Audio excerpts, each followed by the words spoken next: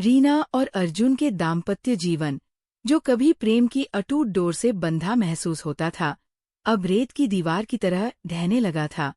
शुरुआत के वे सुनहरे साल किसी मधुर संगीत की तरह थे, जहां हर शाम हंसी ठिठोली और भविष्य के सपनों से सजी होती थी।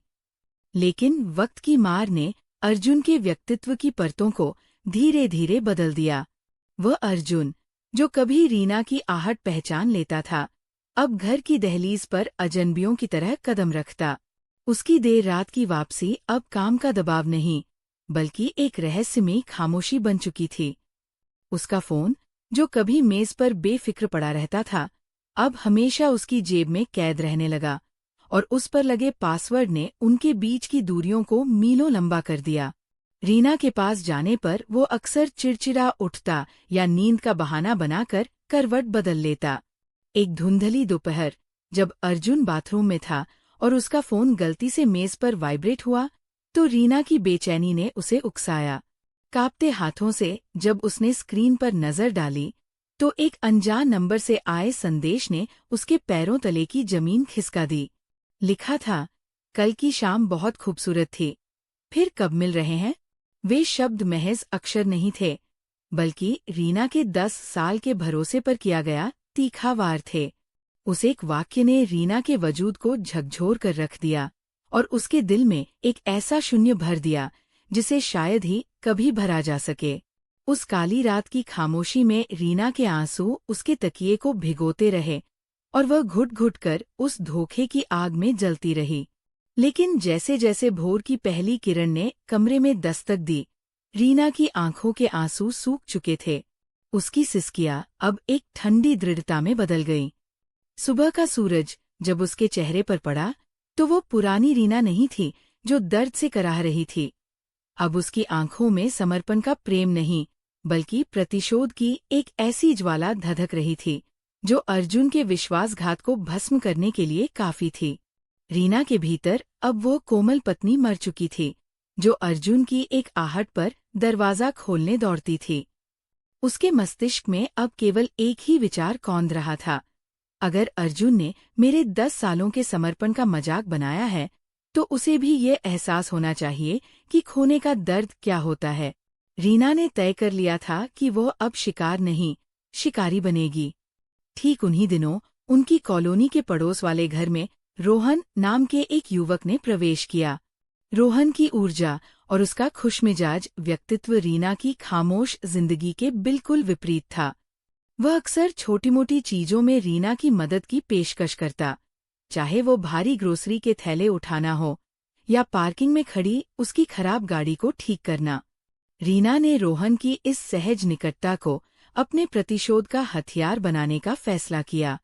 रीना ने धीरे धीरे अपनी बातचीत का दायरा बढ़ाया और रोहन के साथ एक ऐसी नज़दीकी प्रदर्शित करनी शुरू की, जो दोस्ती की सीमाओं को धुंधला करती दिखती थी। वह जानबूझकर ऐसे समय पर रोहन के साथ हंस-हंस कर बातें करती, जब अर्जुन के घर लौटने का वक्त होता। कभी वो रोहन के साथ शाम की सैर पर निकल जाती, तो कभी बालकनी में खड़े होकर उसके साथ लंबी चर्चाओं में व्यस्त रहती। अर्जुन, जो अब तक रीना को अपनी जागीर समझता था, अपनी पत्नी के इस बदले हुए रूप को देख विचलित होने लगा। जब उसने रीना को किसी गैर मर्द के साथ खिलखिलाते और बाहर जाते देखा, तो उसके अहंकार को गहरी चोट पहुंची। अर्जुन की आंखों में अब संदेह और जलन की वो तड़प साफ दिखने लगी थी, जिसे देखकर रीना के घायल दिल को एक अजीब सा सुकून मिल रहा था। जिस घर की दीवारों ने कभी हंसी के ठहाके सुने थे, वहां अब केवल कड़वाहट और चीखें गूंजने लगी थी। उस दोपहर जब अर्जुन ने रीना को रोहन के साथ शहर के एक मशहूर कैफे में खिलखिलाते हुए देखा, तो उसके भीतर का पुरुषवादी अहंकार बुरी तरह आहत हो उठा। जैसे ही रीना ने घर की दहलीज पर कदम रखा, अर्जुन का दबा हुआ लावा फूट पड़ा। वह गुस्से से कांपते हुए उस पर झपटा और ऊंचे स्वर में चिल्लाने लगा, तुमने अपनी मर्यादा और मेरी इज्जत को बीच सड़क पर नीलाम कर दिया है। एक पराये मर्द के साथ सरेआम घूमते हुए तुम्हें शर्म नहीं आई? अर्जुन की आंखों में जलन और अधिकार की वह चमक थी, जिसे रीना अब अच्छी तरह पहचानने लगी थी। लेकिन रीना अब वो दबी कुचली पत्नी नहीं थी जो डरकर कमरे में छिप जाती। उसने अपनी नजरें अर्जुन की आंखों में गड़ा दी और ठंडे लहजे में पलटवार किया। इज्जत की बात तुम कर रहे हो, अर्जुन? जिस दिन तुमने उस लड़की के साथ अपनी शामें रंगीन करना शुरू किया था, क्या तब तुम्हें हमारी 10 साल की गरिमा याद नहीं आई? जब तुम किसी और की बाहों में खुशियां तलाश सकते हो, तो मुझे कटघरे में खड़ा करने का हक तुम्हें किसने दिया? रीना के इस प्रहार ने अर्जुन को निरुत्तर कर दिया, लेकिन उसके भीतर की आग को और भड़का दिया। देखते ही देखते घर का सुकून एक युद्ध के मैदान में तब्दील हो गया, जहां शब्द गोलियों की तरह चल रहे थे। दोनों एक दूसरे के अतीत और कमजोरियों पर वार कर रहे थे, ये भूलकर कि नफरत की ये दौड़ किसी को विजेता नहीं बनाएगी। इस बीच रोहन के इरादे और अर्जुन का गुप्त रिश्ता, दोनों के पीछे कुछ ऐसी परछाइयां थीं जिनका अंदाजा शायद इन दोनों को भी नहीं था। ये खेल अब केवल ईर्ष्या तक सीमित नहीं था, बल्कि एक ऐसे खतरनाक मोड़ की ओर बढ़ रहा था जहां से वापसी का कोई रास्ता नहीं था। प्रतिशोध की जिस आग को रीना ने अपने भीतर पाल रखा था, वह एक झटके में बर्फ की तरह ठंडी पड़ गई जब नियति ने उसके सामने एक क्रूर सच लाकर खड़ा कर दिया। पिछले कुछ हफ्तों से रोहन के साथ बढ़ती नज़दीकियों और अर्जुन को नीचा दिखाने की कोशिशों के बीच रीना को एक ऐसी सच्चाई का सामना करना पड़ा जिसने उसके वजूद को हिलाकर रख दिया। उसे पता चला कि रोहन का उसकी जिंदगी में आना कोई इत्तेफाक नहीं था।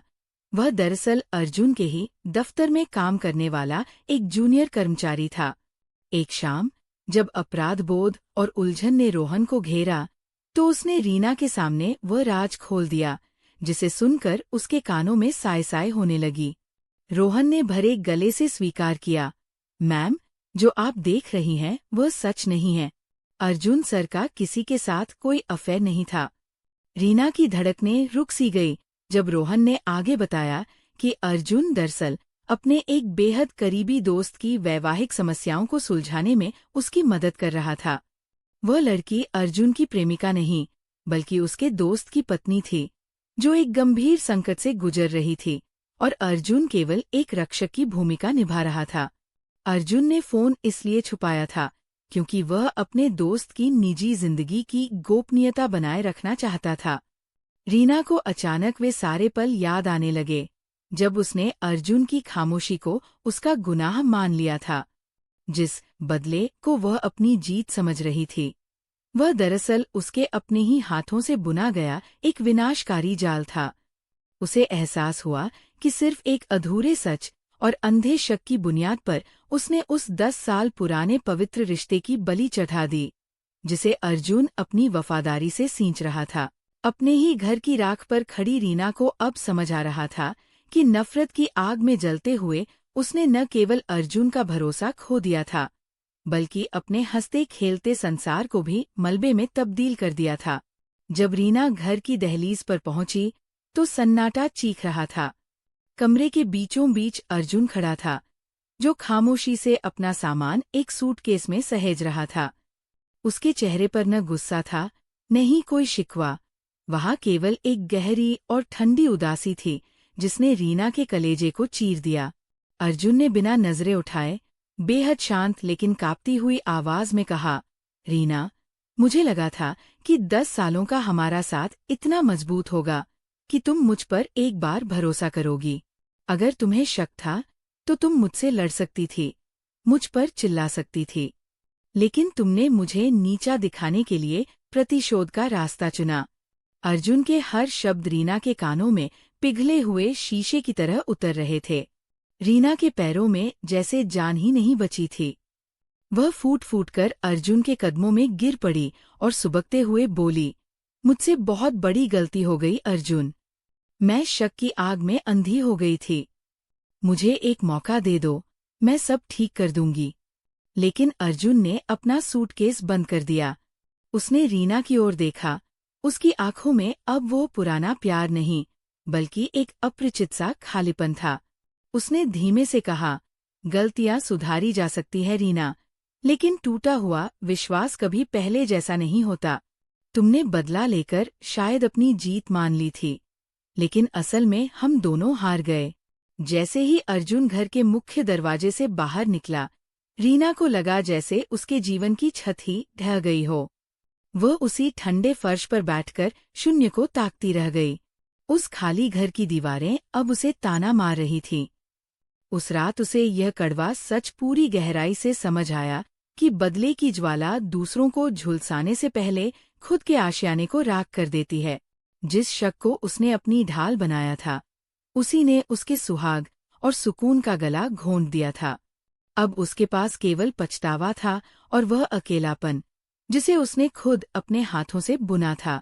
अगर आपको ये कहानी पसंद आई हो तो प्लीज़ मेरे चैनल को लाइक करें, शेयर करें और सब्सक्राइब करना ना भूलें।